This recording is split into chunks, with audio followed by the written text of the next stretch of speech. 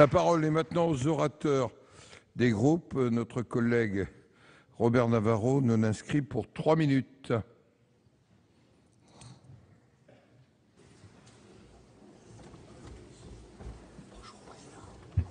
Vous avez la parole. Monsieur le Président, Monsieur le Ministre, mes chers collègues, oui, la Grèce reste dans la zone euro et cela reste une bonne nouvelle, même si des rebondissements ne sont pas à exclure. Mais les dirigeants européens ont imposé un véritable traité de Versailles au peuple grec, une punition et une humiliation d'une violence inouïe. Je suis un ardent défenseur de l'Europe depuis le début de mon engagement politique. Mais force est de constater que l'Union européenne a changé de nature ce week-end. D'abord, j'ai appris que l'euro n'était pas qu'une monnaie, mais aussi une politique économique particulière. L'euro devait rapprocher les peuples, être la monnaie de tous les Européens. Or, cette crise a prouvé que non, on peut priver certains habitants de la zone euro de l'accès à leur propre monnaie. Jusqu'à ce week-end, l'Europe, c'était la convergence progressive de nations égales en une union sans cesse plus étroite. Chaque État membre choisissait librement de confier à l'Union une part de sa souveraineté dans son propre intérêt. Chaque pas vers l'Europe était irréversible et irrévocable. Enfin, l'accord tacite était que l'Allemagne devait se retenir de toute tentation impérialiste en échange de la seconde chance donnée. Depuis lundi matin, cela n'est plus. La Grèce n'est plus souveraine. L'irréversibilité de l'euro est morte. Tous les irréversibles du projet européen sont devenus réversibles. Tous les irrévocables sont devenus révocables. La zone euro n'est plus un projet politique commun qui supposait la prise en compte des aspirations de tous par des compromis équilibrés. Ce week-end, elle est devenue un lieu de domination des forces sur les faibles, des créanciers sur les débiteurs. La cruauté de ce week-end est un avertissement pour les pays latins, dont la France. Droite comme gauche devrait chercher la parade plutôt que de se renvoyer la balle, car ils n'ont jamais mené une politique économique qui convienne à l'Allemagne. Tôt ou tard, au rythme où avance notre dette, nous connaîtrons le même sort si nous ne réorientons pas vraiment, j'insiste sur le vraiment, l'Union européenne. D'ailleurs, il ne s'agit plus de réorienter, mais de refonder. Ce week-end, les dirigeants européens ont ouvert une boîte de Pandore qui pourrait coûter cher à l'Europe et offre un boulevard aux extrêmes. C'est de cela dont les politiques devraient s'occuper, pas d'un débat entre sarkozystes et hollandais pour savoir qui a sauvé l'intégrité de la zone euro. Car en réalité, ils sont responsables tous de la tournure prise par l'Union européenne depuis la crise de 2008. Une crise de spéculateurs née aux États-Unis, il faut s'en rappeler, on a trop tendance à l'oublier, à l'heure de l'addition. Merci, mon cher collègue. La parole est maintenant au président François Zocchetto pour le groupe UDI Union Centriste. Pour 8 minutes. Vous avez la parole, Monsieur le Président. Monsieur le Président, Monsieur le Ministre des Affaires étrangères, Mesdames et Messieurs les ministres, mes chers collègues, le Premier ministre avait annoncé vouloir revenir devant le Parlement pour soumettre aux représentants du peuple l'approbation d'un éventuel accord, dont acte. Disons-le d'emblée, notre groupe se félicite de la conclusion de cet accord, j'ai bien dit de cet accord bien précis et pas de n'importe quel accord. Nous ne pouvions évidemment pas abandonner les Grecs à leur sort, ni pour eux-mêmes, ni pour l'Europe. Nous ne pouvions pas nous satisfaire d'un Grexit de lassitude, nous ne pouvions pas non plus lâcher des dizaines de milliards d'euros d'argent public par-dessus l'épaule du contribuable sans perspective de redressement durable pour la Grèce. En l'état, cet accord a le mérite de garder la Grèce dans la zone euro sans discréditer l'Union. Mais que de temps perdu! Entre la révélation en décembre 2009 du trucage des comptes publics grecs et la conclusion de ce troisième plan d'aide financière, la Grèce a perdu 6 années. 6 années de réformes inabouties, 6 années de souffrance pour les Grecs. Et tout cela pourquoi? Pour aboutir enfin à une conclusion déjà écrite depuis longtemps, à savoir la Grèce, pour rester dans la zone euro, doit se mettre en conformité avec les exigences imposées par la monnaie unique. Ça n'a rien d'extraordinaire. L'Europe exige un devoir de solidarité entre tous ses membres, bien sûr, mais cette solidarité impose en retour un devoir de responsabilité pour chacun.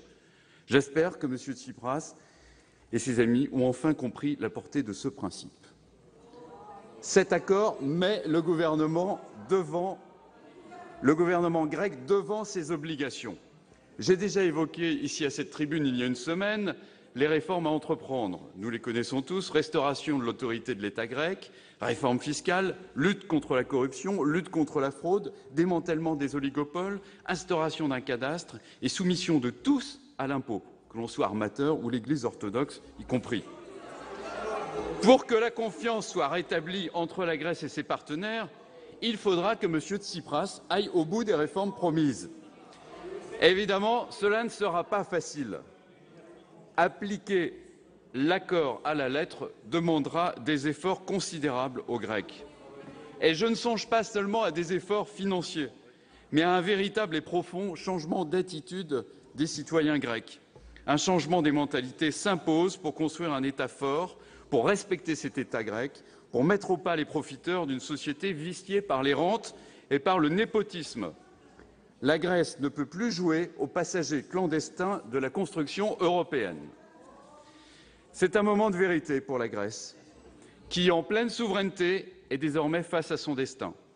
C'est donc à son peuple de s'en montrer digne, d'affronter cette épreuve en toute responsabilité, sans dénoncer ceux qui l'aident depuis tant d'années, l'Allemagne en premier chef. Et là, Monsieur le Ministre, permettez-moi de vous dire avec tristesse, au lendemain du 14 juillet, que je me suis senti plus en phase avec l'approche allemande de la solidarité qu'avec celle de notre gouvernement. Les Allemands, conservateurs et sociaux-démocrates, voulaient un bon accord. Le président de la République française, de son côté, déclarait vouloir un accord à tout prix. Quelle différence ? Eh bien, du côté français, on pouvait comprendre que nous étions prêts à lâcher à nouveau l'argent public pour éteindre un incendie qui aurait probablement repris très vite. Côté allemand et d'autres pays, nombreux, il s'agissait d'abord de jeter les bases d'une croissance saine en Grèce, à laquelle nous aurons, je l'espère, envie, de toute façon nous aurons l'obligation, j'en suis certain, d'associer un nécessaire rééchelonnement, voire remise de la dette grecque. Alors on parle beaucoup de la Grèce. Mais on peut aussi parler un peu de la France. Nous devons aussi regarder la réalité. Je ne citerai pas beaucoup de chiffres, mais en France, la dette par habitant est de 31 000 €. En Grèce, elle est de 29 000. La réalité, la vérité, c'est quoi? C'est qu'un pays n'est pas souverain quand il est surendetté. Et la Grèce nous le démontre. Je ne peux donc que m'inquiéter de ce soulagement qui semble gagner le gouvernement et le président de la République. Nous connaissons, nous aussi, en France, tous, nous connaissons les réformes à mener que nous voulons imposer aux autres. Réforme fiscale, flexibilité du marché du travail, réforme de la retraite à points, réforme des statuts de la fonction publique et allègement des normes. Si peu a été réalisé chez nous, Monsieur le Ministre, si dans les négociations, notre voix n'a pas tant compté que l'on voudrait nous le faire croire, eh bien c'est tout simplement parce que nos partenaires ne sont pas dupes. Notre crédibilité, malheureusement, s'amenuise au fur et à mesure que nous confondons, depuis des années, il faut bien le dire, réforme et affichage. Alors nous devons également apprendre et tirer des leçons de ce lourd épisode. Une monnaie orpheline à la fois d'État et orpheline de dimension politique n'existe pas. L'euro, pour ne pas s'effondrer, doit être enfin soutenu par un véritable gouvernement économique. Nous ne pouvons plus continuer avec une telle architecture qui, en guise d'architecture, ressemble plus à un règlement de copropriété bien usé. Il faut se rendre compte que l'Eurogroupe n'est qu'une structure virtuelle. Rien dans les traités n'est prévu pour donner des orientations politiques à notre monnaie. Avoir un ministre à temps partiel pour gérer l'Eurogroupe, ce n'est plus possible. Nous ne pouvons plus donner dans la politique de l'expédient, de l'accord de dernière minute et du rafistolage. L'Europe ne doit pas fonctionner ainsi. L'Europe ne peut plus avancer ainsi. Il faut donner du corps et un visage à l'euro. Monsieur le ministre des Affaires étrangères, nous sommes en parfaite harmonie avec vos propos tenus il y a quelques minutes. Sur ce point, nous devons donner à l'Europe une voix pour répondre à celle des peuples. Nous devons lui donner des bras pour agir. On ne peut pas non plus laisser les peuples européens croire qu'une intervention de la Troïka serait une ingérence antidémocratique. Il faut passer à un autre système.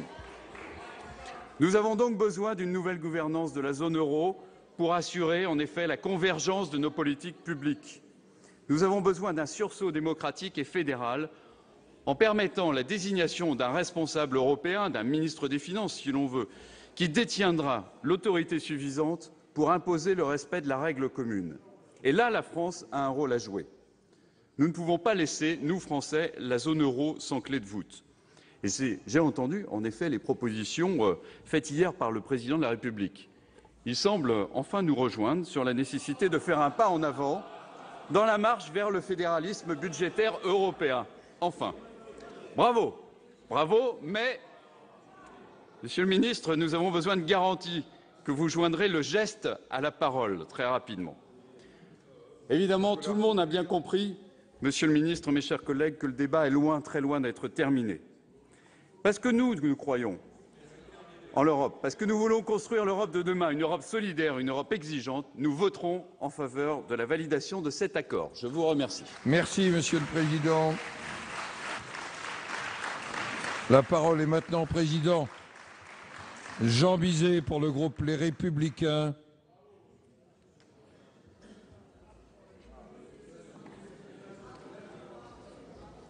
Et pour 17 minutes maximum. Vous avez la parole, Monsieur le Président.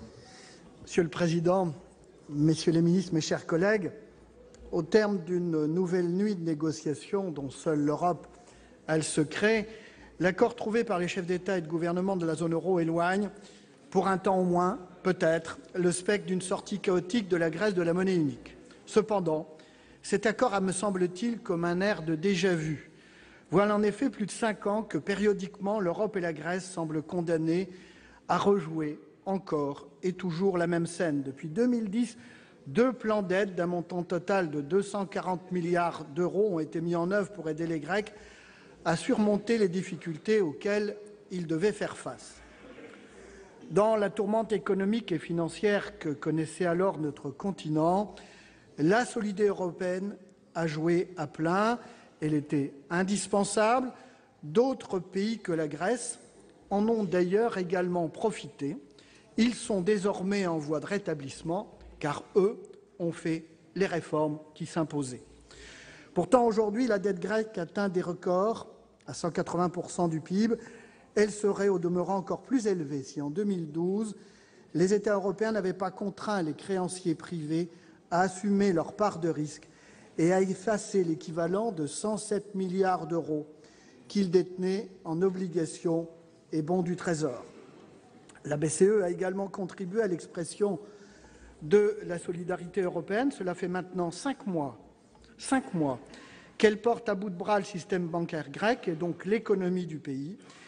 Elle lui a ainsi fourni près de 90 milliards d'euros de liquidités d'urgence, alors que, parallèlement, les déposants ont retiré depuis décembre 2014 plus de 40 milliards d'euros, ce qui équivaut à près de 25% du produit intérieur brut.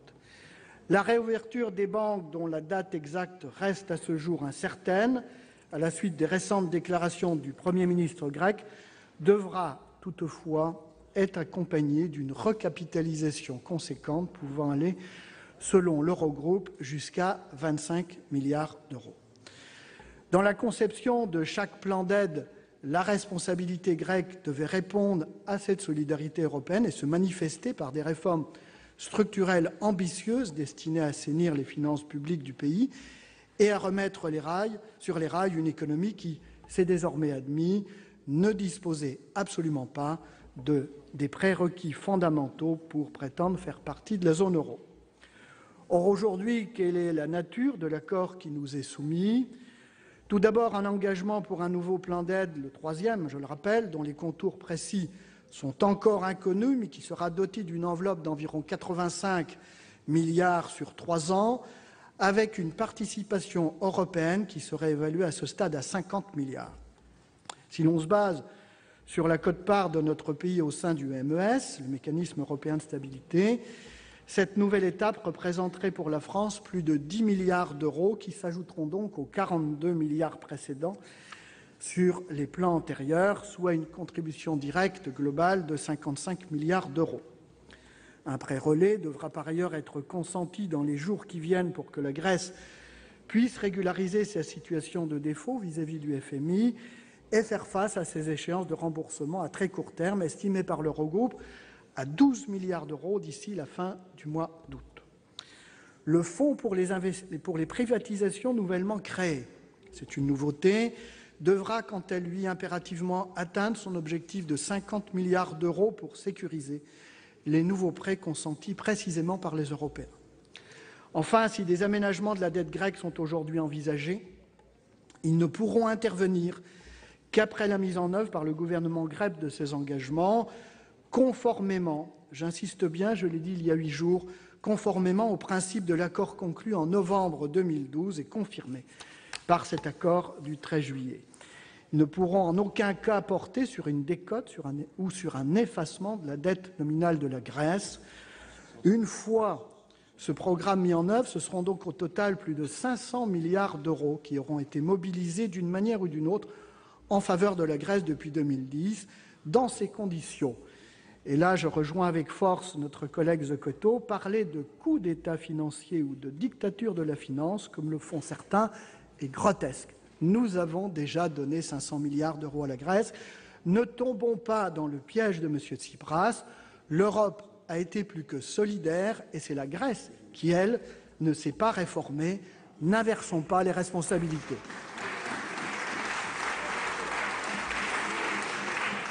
J'observe à ce titre que si le gouvernement Tsipras n'a finalement pas obtenu le chèque en blanc qu'il escomptait, c'est en grande partie grâce à la fermeté qu'ont su démontrer nombre de pays européens, emmenés notamment par la chancelière allemande.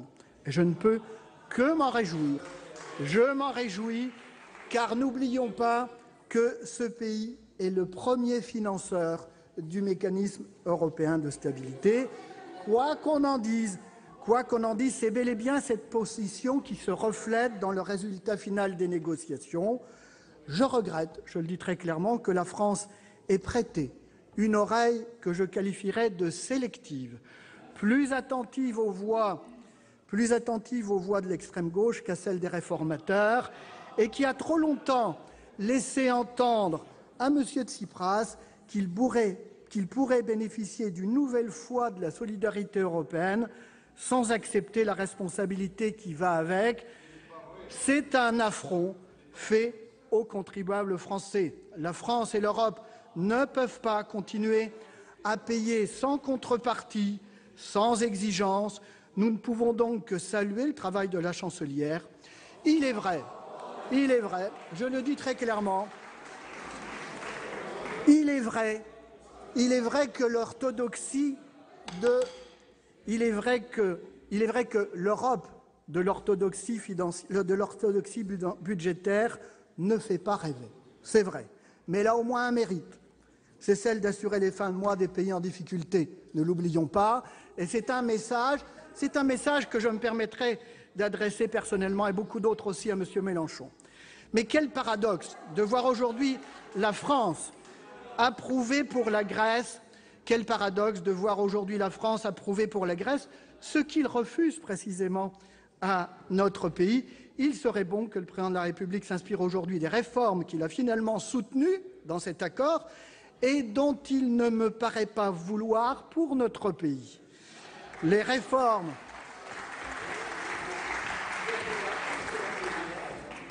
structurelles engagées ces dernières années avaient permis à la Grèce d'enregistrer des résultats économiques positifs à partir de 2014 et d'entrevoir enfin une sortie de crise. Elle dégageait ainsi un premier excédent budgétaire primaire. La croissance commençait à repartir après 6 années de récession. Elle avait même fait un premier retour encourageant sur les marchés financiers. Mais l'incertitude politique qui règne depuis plusieurs mois et le coup d'arrêt donné aux réformes par M. Tsipras ont réduit à néant ces avancées.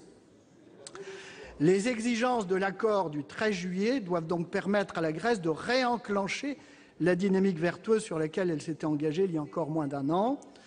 Mais la Grèce devra avant tout régler ce qui fait encore aujourd'hui sa faiblesse structurelle fondamentale. Chacun ne connaît désormais que trop bien ses défaillances, un État et une administration inefficaces et minés par la corruption et le clientélisme, un système social totalement inadapté, un système fiscal d'un autre temps ou encore une culture. Eh oui, on a découvert une culture de la fraude et de l'évasion fiscale mortifère. Pour ne pas craindre d'avoir à discuter demain d'un éventuel 4e plan d'aide, la confiance dans la volonté et dans la capacité du gouvernement grec à transformer réellement son pays pour le mettre au niveau des standards européens est donc fondamentale. Or, cette confiance est aujourd'hui considérablement érodée. Érodée pour un certain nombre d'Européens, elle est même entièrement brisée. Cette défiance qui s'est installée est bien évidemment le fruit des errements et des compromissions des divers gouvernements grecs qui se sont succédés depuis plusieurs décennies. C'est vrai, les uns et les autres, c'est vrai. Mais elle est surtout le résultat de lassitude de M. Tsipras et de ses amis depuis 6 mois. Depuis leur arrivée au pouvoir, qu'ont-ils entrepris pour redresser véritablement ce pays? Aucune action d'envergure n'a été menée depuis l'élection du 25 janvier, alors même que M. Syriza avait reçu un mandat fort pour s'attaquer fermement à la corruption ou aux privilèges fiscaux injustifiés, qui font d'ailleurs peser sur une base bien trop étroite le poids des ajustements structurels indispensables et qui font le malheur de la Grèce, ou plus exactement de ses habitants. Au lieu de cela, le gouvernement de Tsipras a préféré se concentrer uniquement sur la question de la dette et sur le versement d'une dernière tranche d'aide dont il disait pourtant, durant sa campagne électorale, ne pas vouloir. Ce faisant, il s'est enferré dans une logique d'affrontement stérile et démagogique avec ses partenaires européens. En 5 mois de négociations, jamais il ne s'est engagé dans une discussion sérieuse et concrète. Pas une fois il n'a formulé la moindre proposition crédible, se contentant d'instrumentaliser la menace d'un échec des négociations et d'une sortie de la Grèce de la zone euro. Pire, il a régulièrement fait usage de la provocation, voire de l'insulte, comme lorsque le ministre des Finances se permettait de traiter ouvertement ses interlocuteurs, je cite les mots, de terroristes ou de criminels.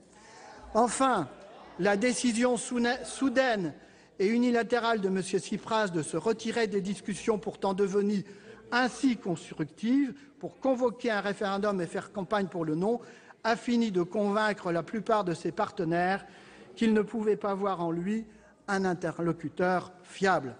J'ajoute que malgré l'engagement pris par les chefs d'État et de gouvernement de négocier un 3e plan d'aide conséquent, les mesures que devra mettre en œuvre le gouvernement grec sont semblables, voire plus exigeantes encore que celles que sa majorité avait appelé à rejeter dans le cadre du référendum du 5 juillet.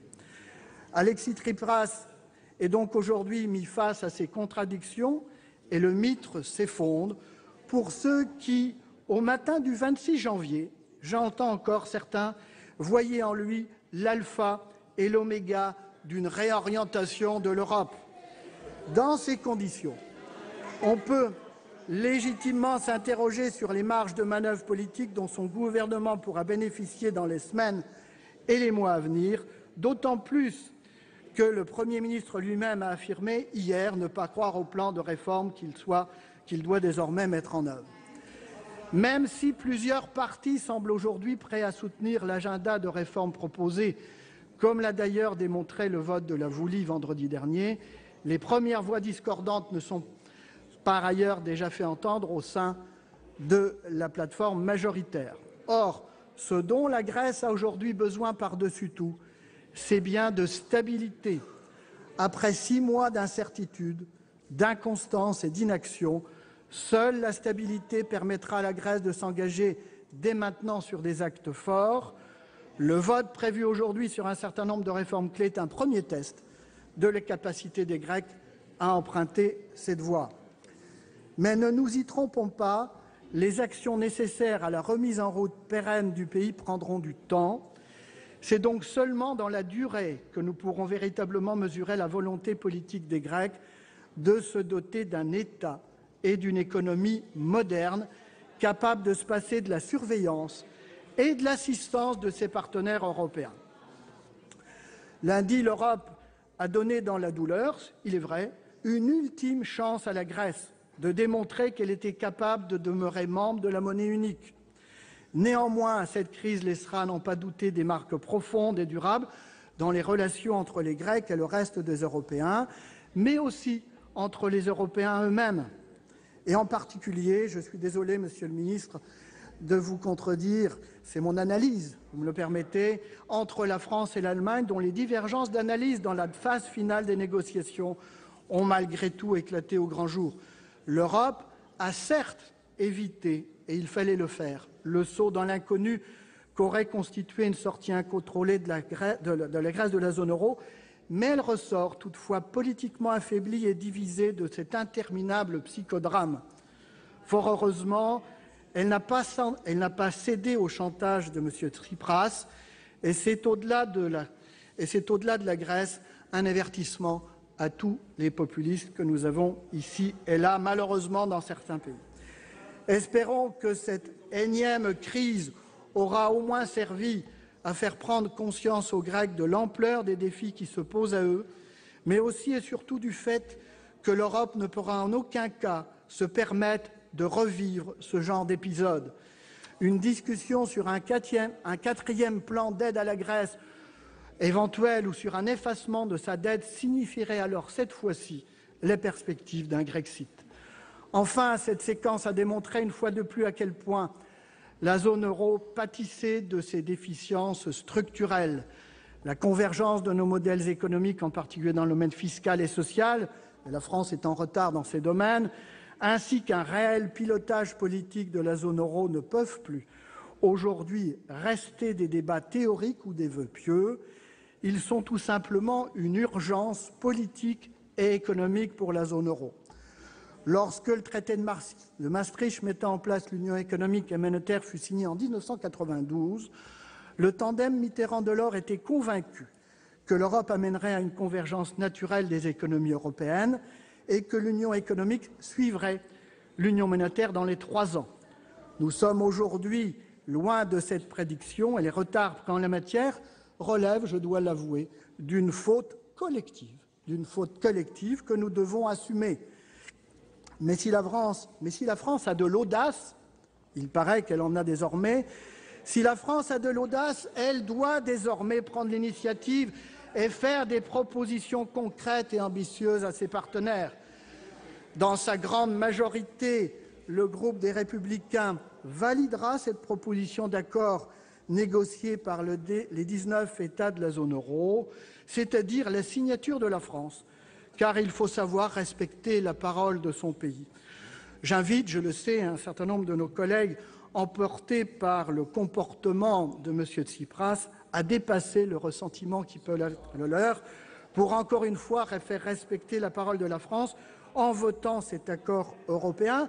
Mais je dirais que ce vote positif ne peut s'appréhender sans un contrôle régulier et précis du respect de la totalité de l'accord européen. En d'autres termes, il ne peut y avoir de versement d'aide échelonné dans le temps sans respect strict de ses engagements par la Grèce.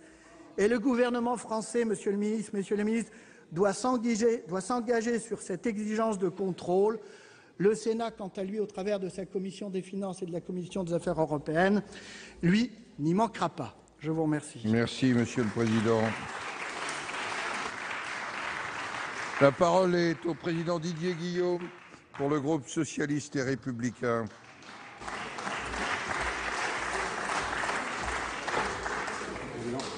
Vous avez la parole, Monsieur le Président. Merci, Monsieur le Président, Mesdames et Messieurs les ministres, mes chers collègues. Monsieur le ministre des Affaires étrangères, je suis au regret, une fois de plus, de mettre à mal votre modestie, mais je voudrais vraiment, avant d'évoquer la Grèce, saluer le travail de la France, du chef de l'État, du gouvernement et de vous-même pour l'accord historique qui a été obtenu avec l'Iran.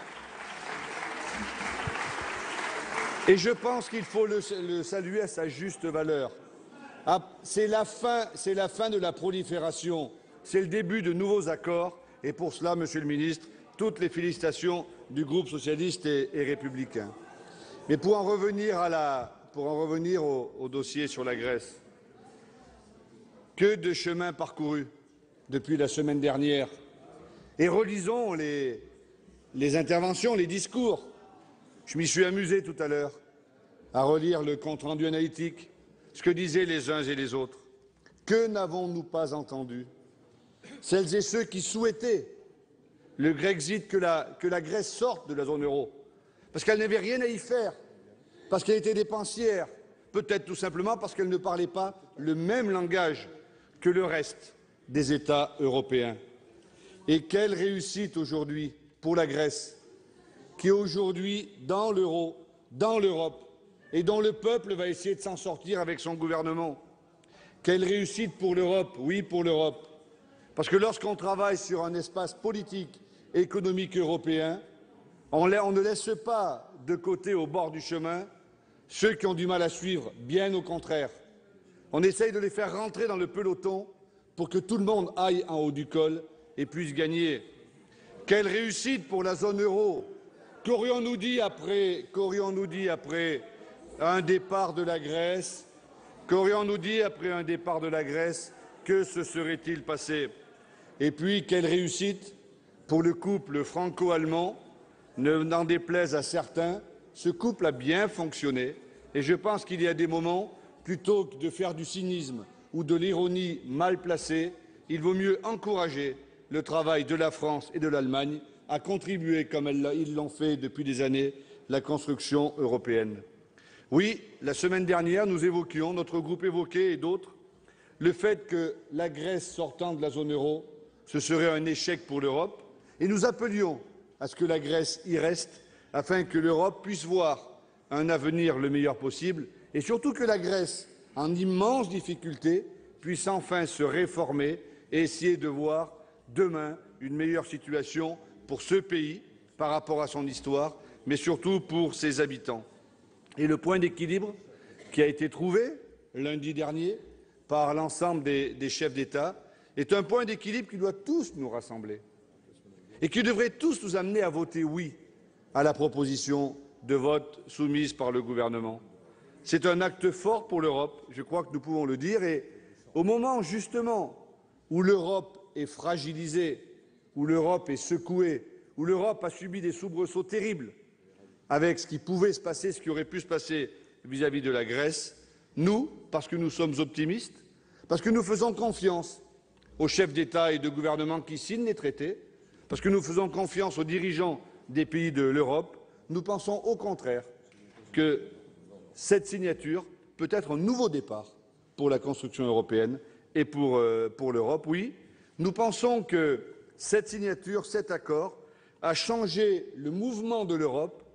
Rappelez-vous, nous étions une dizaine de jours avec une grande majorité des États européens, avec une grande majorité de la droite européenne favorable à la sortie de la Grèce de la zone euro. Nous sommes aujourd'hui avec la Grèce dans la zone euro et des mesures qui sont prises et qui devront être prises le plus fortement possible. Je crois qu'il faut arrêter, mes chers collègues, de stigmatiser M. Tsipras, le Premier ministre. Arrêtez de se faire plaisir, de parler de chantage. J'ai entendu pas de chèque en blanc. Mais c'est faux. Jamais M. Tsipras a demandé un chèque en blanc. Alors, si c'est le cas, j'accepterai qu'au compte-rendu soient mis les mots de M. Tsipras qui demande un chèque en blanc. Jamais. C'est une interprétation fallacieuse de l'histoire. Simplement, le référendum qui a été fait la semaine dernière, et je vous mets au défi de le sortir, le référendum qui a été fait la semaine dernière, c'était tout simplement, nous l'avons dit et je l'assume ici, pour redonner de la dignité au peuple grec. Bien sûr que la question, ce n'était pas de dire quelle telle mesure va être prise. Voulons-nous que la Grèce demain ait encore un avenir? Et je ne partage pas la vision politique lors de l'élection de M. Tsipras. Mais je partage avec lui une chose, la volonté de dire que pour des raisons politiques, géostratégiques, géopolitiques, par rapport à l'histoire de ce pays formidable, la Grèce doit être dans la zone euro et dans l'Europe. C'est ça notre histoire et c'est ça l'Europe sur laquelle nous voulons encore travailler. Et je crois qu'il faut arrêter le mépris vis-à-vis de M. Tsipras et des Grecs et de la Grèce. Nous n'en sommes pas là aujourd'hui. Ce que nous devons bâtir, c'est essayer de faire en sorte que la Grèce s'en sorte et que l'Europe s'en sorte. Alors oui, l'Europe est notre avenir, mais cette Europe-là, nous savons qu'elle ne fonctionne pas très bien. Et le constat, nous pouvons le faire sur tous les bancs, avec des propositions totalement différentes. Le vote que demande le gouvernement aujourd'hui est le vote pour approuver un accord. Ça a été dit par tout le monde tout à l'heure. On peut aller chercher des exégèses ici ou là. C'est l'accord qui a été signé, validé par M. Tsipras. Et au moment où le Parlement grec va voter l'accord à la demande du Premier ministre grec, nous poserions des questions de ne pas le signer. Je pense que l'enjeu de cet accord, l'enjeu de ce moment, c'est que nous sommes le premier Parlement, mais c'est que le Parlement de la France, à l'Assemblée nationale comme au Sénat, vote et puis il y aura des revoyures et nous verrons comment les choses avanceront. Alors oui, quelques raisons pour adopter cet accord qui me semblent évidentes. D'abord, je vais vous le dire très tranquillement, je pense que dans un moment politique comme celui-ci, il faut refuser la récupération politique. Le ministre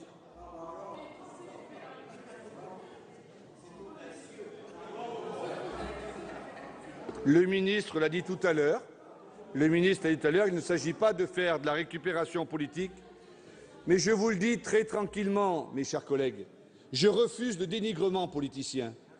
Parce que quand l'Europe est en grande difficulté, quand l'Europe a failli se noyer, quand la Grèce a failli sortir de la zone euro, quand la France joue son rôle et quand le président de la République joue son rôle, alors oui, quand on est opposant, le rôle de l'opposant, c'est de soutenir la France, c'est de soutenir la patrie et non pas toujours de rigoler, d'être cynique, parce que ce n'est pas comme cela que nous bâtirons la confiance en Europe de la France.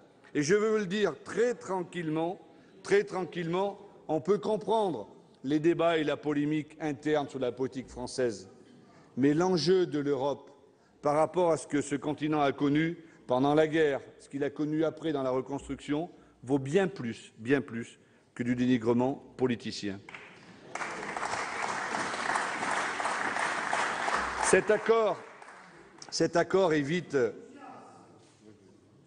Ce qui compte, ce n'est pas l'enthousiasme, c'est la vérité de nos convictions, Monsieur Poniatowski.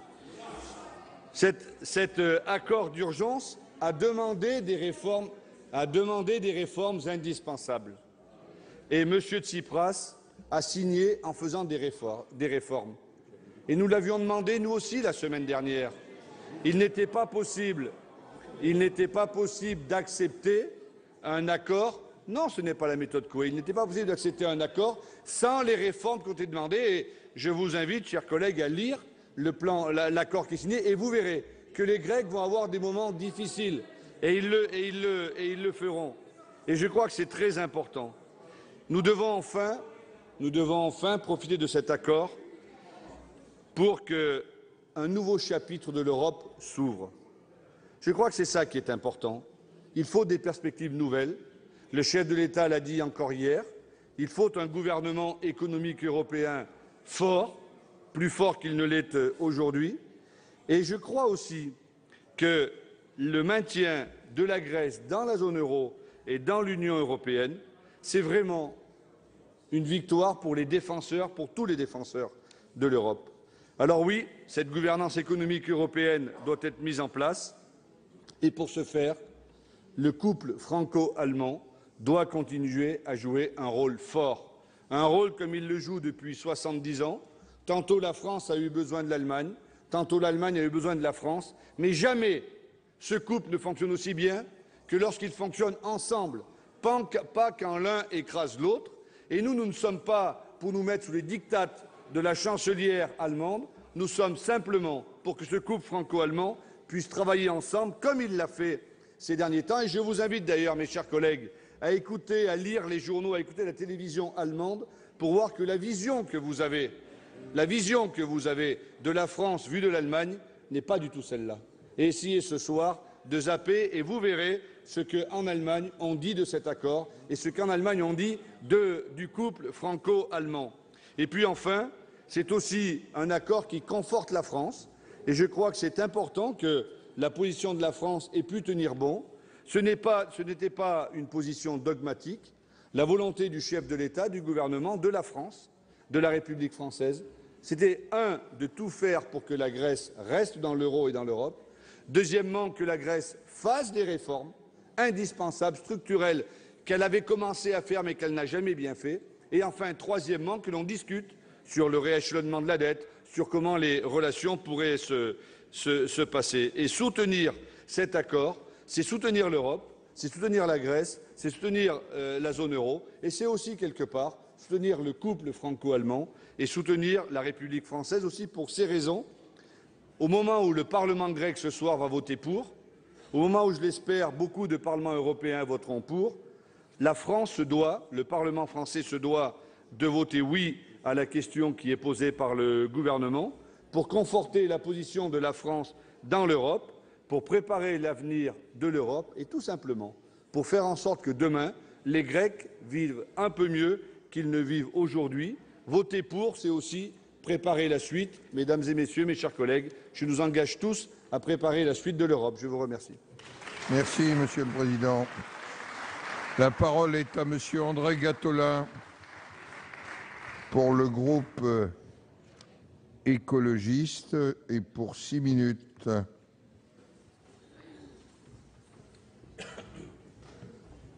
Vous avez la parole, mon cher collègue. Monsieur le Président, Monsieur le ministre des Affaires étrangères, Monsieur le ministre de l'Économie, mes chers collègues. Une semaine après, nous voici donc à nouveau réunis pour discuter du sort de la Grèce. Mais cette fois-ci, il s'agit pour nous de nous prononcer sur un accord trouvé à l'arraché à la suite d'une longue et pénible nuit de négociations à Bruxelles en début de semaine. Le moment de débat que nous menons ici est particulièrement solennel, car plusieurs parlements nationaux de l'Union sont amenés à s'exprimer. Et le hasard veut que nous procédions en France à ce sujet en quasi-simultanéité avec le Parlement grec. Il ne s'agit plus ici de questionner les responsabilités respectives des uns et des autres. Le temps est à présent venu, en âme et conscience, d'acter ou de rejeter l'accord trouvé.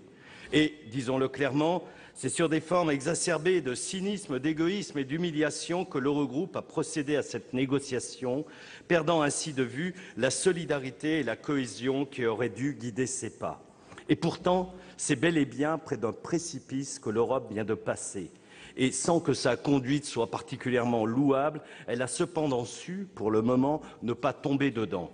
Elle ne s'est pas échouée dans l'abîme, car même si le peuple grec est aujourd'hui soumis à de terribles contraintes, l'accord proposé a évité un scénario bien pire, celui du Grexit, même provisoire, soutenu un temps par l'Allemagne. Comme j'ai eu l'occasion de le souligner la semaine dernière, cela aurait été une totale aberration politique et géopolitique, géostratégique, a précisé notre ministre, et surtout économique, par son coût bien plus élevé que le maintien de la Grèce dans la zone euro. Nous avons échappé au pire, mais au prix d'un accord extrêmement brutal, il faut le dire, pour la Grèce. Parmi les réformes demandées et obtenues par les créanciers de la Grèce, certaines me semblent dangereuses et suscitent de très légitimes interrogations. Tout d'abord, il est demandé au gouvernement de Tsipras de consulter en permanence et au préalable la Troïka sur tout nouveau projet de loi qu'il serait amené à proposer. C'est une mise sous tutelle systématique qui est inacceptable et qui constitue, et c'est un fédéraliste européen qui le dit, une véritable atteinte à sa souveraineté. En plus de cela, on organise la mise sous tutelle financière de 50 milliards de ces biens dont la gestion reviendra à un fonds basé en Grèce. Sur ce point, je tiens à saluer l'action d'Alexis Tsipras qui a réussi bien heureusement à empêcher que le dit fonds ne soit basé au Luxembourg. Il ne manquait plus que cela. Cela reste, hélas, une bien maigre victoire, car ce fonds de privatisation n'est en réalité rien de plus qu'une version réactualisée de la société fiduciaire, la Treuhand en allemand, qui fut chargée de la privatisation d'entreprises en RDA au moment de la réunification allemande. Et c'est loin d'être une bonne nouvelle. Personne d'autre que M. Schäuble, l'actuel ministre des Finances allemand, ne sait mieux à quel point l'action de cette société fiduciaire fut dure et effroyable pour les Allemands de l'Est. À cette époque, il était en effet ministre de l'Intérieur du gouvernement Kohl. À la fin de sa période d'action, seuls 1,5 million d'Allemands de l'Est avaient réussi à trouver un travail et les caisses de l'État s'étaient retrouvées avec 120 milliards d'euros de dettes alors qu'on s'attendait à obtenir 300 milliards de recettes. Alors, comment être optimiste quant à cette mise sous tutelle financière? D'autres mesures risquent aussi de pousser la Grèce vers une asphyxie économique et sociale, comme par exemple la réforme des retraites et la hausse notable de la TVA. Prévoir de telles mesures, pourquoi pas, mais sans instaurer en parallèle, à l'instar de ce qui existe en France ou en Allemagne, un revenu minimum de solidarité me paraît socialement insoutenable. Alors, l'accord très discutable adopté lundi comporte quand même quelques avancées pertinentes. Je pense ainsi à l'indépendance de l'Office grec de statistique, à la mise en place de réformes en faveur d'un système fiscal enfin viable, à la volonté de mettre fin au clientélisme au sein de l'administration grecque et à l'affectation de 12,5 milliards d'euros du fonds de privatisation en faveur de l'investissement. Alors, on nous demande aujourd'hui, nous, parlementaires français, de nous prononcer sur cet accord. Et c'est là un choix assez cornélien qui nous est posé. Si nous nous trouvons aujourd'hui dans une telle situation, c'est d'abord parce que nous n'avons pas su doter l'Europe des instances composant un véritable fédéralisme européen. Et par cette erreur, nous l'avons poussé sur une trajectoire déviante ayant abouti à une forme de fédéralisme financier guidé par des instances financières pas plus politiques que démocratiques. Une Europe dans laquelle les figures de l'hérésie ont pour nom cohésion et solidarité n'est pas non plus l'Europe que nous souhaitons ériger. Pour conclure sur le vote à donner sur cet accord, un non qui, sur le fond, pourrait être justifiable, reviendrait en fait à ignorer l'appel à l'aide du gouvernement grec et reviendrait surtout à renier tous les efforts qu'il a mis en place. Et un tel non équivaudrait surtout à un accord tacite pour une sortie de la Grèce de la zone euro. C'est pourquoi une très large majorité au sein du groupe écologiste estime que notre responsabilité historique aujourd'hui est d'approuver cet accord imparfait. L'approuver faute de mieux pour maintenir aujourd'hui la tête de la Grèce hors de l'eau et pour demain engager les actions nécessaires pour aider les Grecs à desserrer les taux dans lesquels ils sont pris. Je vous remercie. Merci mon cher collègue. La parole est maintenant à notre collègue Pierre Laurent pour le groupe communiste, républicain et citoyen, et pour 6 minutes.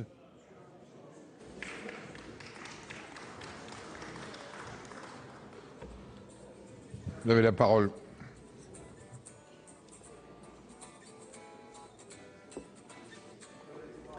Nous abordons le vote crucial d'aujourd'hui, conscients que le week-end écoulé et le coup qu'il a porté à l'idée européenne marqueront durablement les esprits.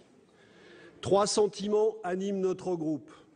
La volonté de défendre l'intérêt du peuple grec qui a eu le courage de se lever par 2 fois, le 25 janvier lors du référendum, pour crier à la face de l'Europe sa souffrance et son exigence de voir se lever le pilon qui l'écrase. Nous redisons ce soir, vive ce peuple grec digne et libre, et nous saluons Alexis Tsipras, dont le courage et la responsabilité politique sont exemplaires. Le second sentiment, c'est la colère contre la violence de nombre des dirigeants de l'Union européenne, au premier rang desquels Angela Merkel et Wolfgang Schäuble. Ils viennent de montrer quels intérêts ils défendent, qu'un peuple se lève contre l'ordre libéral et l'oligarchie financière, et leur seule préoccupation est de le soumettre et de le punir. Depuis le premier jour, ils n'ont jamais recherché un accord viable avec la Grèce et ont organisé, dès le lendemain du 25 janvier, son asphyxie financière, et ils voulaient la tête d'Alexis Tsipras. Le référendum a douché leur tentative de coup de force. Ils se sont alors acharnés, jusqu'à la dernière minute, à provoquer un Grexit de fait. Alexis Tsipras, porteur du mandat de son peuple de rester dans la zone euro et de faire respecter la souveraineté de la Grèce dans l'Union européenne, s'y est refusé avec juste raison. Dès lors, leur choix a été l'humiliation et le chantage pour imposer le couteau sous la gorge, un nouveau plan drastique à la Grèce. Ces dirigeants et leurs méthodes sont la honte de l'Europe et des millions d'Européens ne l'oublieront pas. Le troisième sentiment est alors celui d'une très grande inquiétude pour l'avenir de l'Europe. Elle saigne dans les cœurs et dans les têtes de millions d'Européens si elle continue ainsi. Tous ceux qui persistent à soutenir de telles méthodes prennent une très grave responsabilité devant l'histoire, parce que des frustrations et des humiliations générées par une telle arrogance et par la seule loi du plus fort naîtront des monstres politiques qui grandissent déjà au cœur de l'Europe. La première leçon à tirer est l'impérieuse nécessité, après ce qui s'est passé, de la refondation sociale, politique et démocratique de l'Union européenne et son émancipation urgente des logiques financières qui l'étouffent. L'accord qui nous est soumis écarte à première vue le Grexit, qui était et qui reste l'objectif des dirigeants allemands. Alexis Tsipras a dit hier avec une grande loyauté dans quelles conditions il a assumé un accord contraint et forcé pour éviter ce cauchemar. Je sais que devant la brutalité de cet accord, certains en viennent à penser que le Grexit ne serait plus qu'un moindre mal. Je ne le crois pas, et les Grecs non plus, parce qu'une sortie de la zone euro ferait passer la Grèce de la crise humanitaire actuelle à l'hécatombe. Regardez comment, dans le dos de M. Schäuble, Marine Le Pen et les siens attendent le Grexit comme la victoire enfin reportée pour sonner le glas de la solidarité européenne. Mais l'accord n'a pas levé ce risque en choisissant d'imposer à la Grèce une mise sous tutelle insupportable et de nouvelles mesures d'austérité draconiennes. Joseph Stiglitz a déclaré « Les efforts demandés à Athènes dépassent la sévérité, ils recèlent un esprit de vengeance. Si les exigences des créanciers sont respectées jusqu'au bout, elles s'avéreront une nouvelle fois injustes socialement et contre-productives économiquement. » Alexis Tsipras a redit sa volonté de protéger les plus faibles et d'aller chercher les nouvelles recettes fiscales contre ceux qui s'enrichissent. Il a redit la nécessité des investissements productifs et d'allègement du fardeau de la dette. Mais tout est fait en réalité, y compris dans l'accord pour l'en empêcher. Ainsi en va-t-il du programme démentiel de privatisation qui figure dans cet accord. Et les rapaces sont déjà à l'œuvre. Vinci est, paraît-il, déjà sur place pour racheter les aéroports. Plusieurs engagements financiers sont envisagés dans l'accord à la demande de la Grèce. Un programme de refinancement, un rééchelonnement partiel de la dette et un plan d'investissement. Sans ces engagements, il n'y aura pas de relance. Or, sous la pression de l'Allemagne, tous ces engagements sont rendus hypothétiques et seront soumis au chantage permanent des créanciers. C'est le supplice de Tantale qui continue. Quant à la France, si le président de la République a joué tardivement un rôle positif pour éviter le Grexit, elle a accepté dans la dernière nuit, que le prix exorbitant à payer soit fixé par Angela Merkel, qui a dicté finalement ces conditions. La France n'est donc pas quitte. Et nous ne pouvons encore moins, après ça, comme si de rien n'était, célébrer le couple indestructible franco-allemand. Il faut poursuivre le débat et la bataille. Certains voudraient refermer la parenthèse grecque. Notre intérêt commun est au contraire de pousser au changement dans toute l'Europe pour la libérer de ces forces libérales. La France doit agir immédiatement pour obtenir le déblocage immédiat, ce qui n'est toujours pas acquis alors qu'il est, des liquidités de la BCE sans les soumettre à de nouvelles conditions. Pour mobiliser le plus vite possible les 35 milliards d'investissements prévus, en engageant sans tarder la contribution de la France et en proposant à d'autres pays de se joindre à la création d'un fonds de développement pour la Grèce adossé à la BCE. Et enfin, elle doit travailler à concrétiser le rééchelonnement de la dette. Notre vote est aujourd'hui un acte de lutte et de solidarité aux côtés du peuple grec, d'Alexis Tsipras et de Syriza. Nous sommes solidaires de leur choix et assumons leur difficile et courageux combat. Nous sommes à leur côté pour dire non à l'expulsion de la Grèce. Mais nous disons d'un même mouvement, au nom de la France et du rôle qu'elle doit jouer, que l'accord scandaleux imposé à Bruxelles n'est pas digne de l'Europe et qu'aucun maintien dans l'euro ne peut le légitimer. Voilà pourquoi le groupe CRC votera majoritairement contre cet accord. La parole est au président Jacques Mézard pour le groupe du Rassemblement démocratique social et européen. Monsieur le Président. Vous avez la parole, Monsieur le Président. Merci, Monsieur le Président, Mesdames, Messieurs les ministres, mes chers collègues. La question qui est soumise à notre Haute Assemblée consiste à donner ou non un quitus à la signature d'un accord dont on peut dire qu'il est une étape nécessaire à défaut d'être historique, terme dont l'histoire elle-même démontre qu'il convient d'user avec précaution. Étape nécessaire pour éviter un saut dans l'inconnu, une sortie de la Grèce de l'euro, procédure inédite, non prévue institutionnellement, et dont l'analyse des conséquences tant économiques que politiques ne saurait être réellement appréciée que postérieurement. D'ailleurs, ceux qui s'opposent à cet accord, et leur opinion est respectable, ont des difficultés à exprimer et à exposer une solution concrète, réaliste, permettant de solutionner le problème.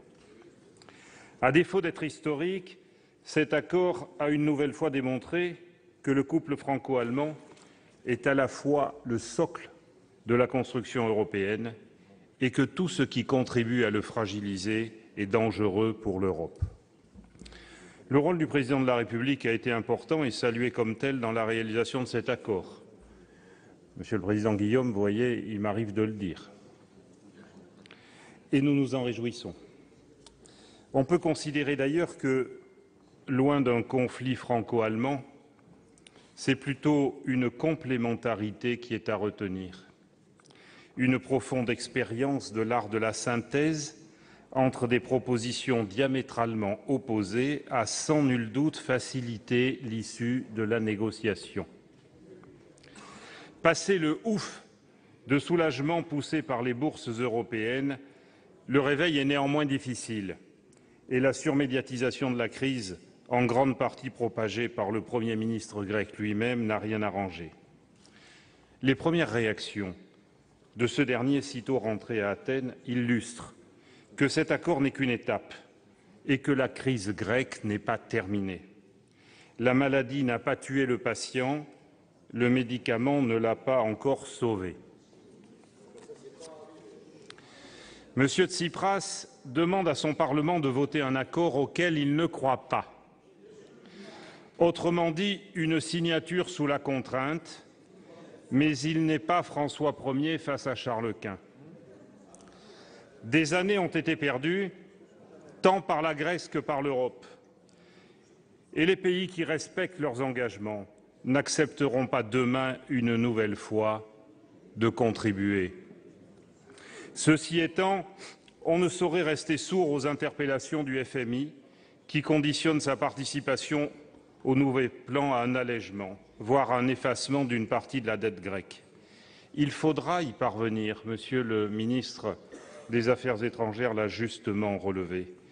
C'est inéluctable. Et l'Allemagne ne pourra et ne devra pas oublier, mes chers collègues, qu'après chaque guerre mondiale, elle a bénéficié de la sollicitude forcée ou amicale de ses créanciers. Comment d'ailleurs éluder le fait que le FMI constate la détérioration spectaculaire de la solvabilité de la dette grecque, qui approchera les 200% de son PIB dans les 2 ans.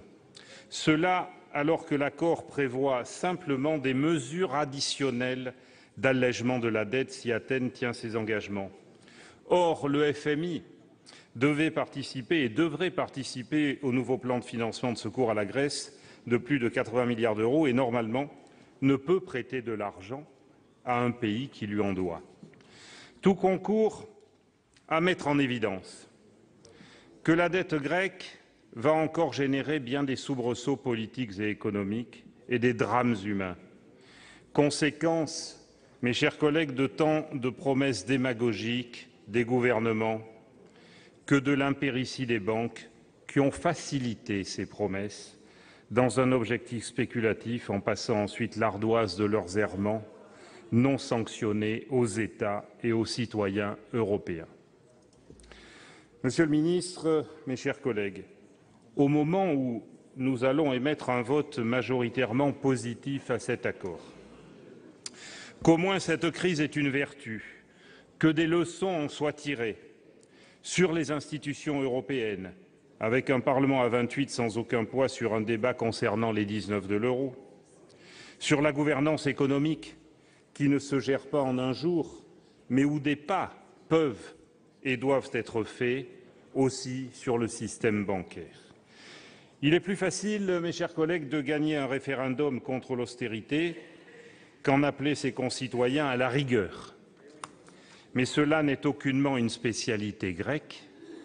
Nous pouvons y réfléchir sérieusement et, je l'espère, sereinement.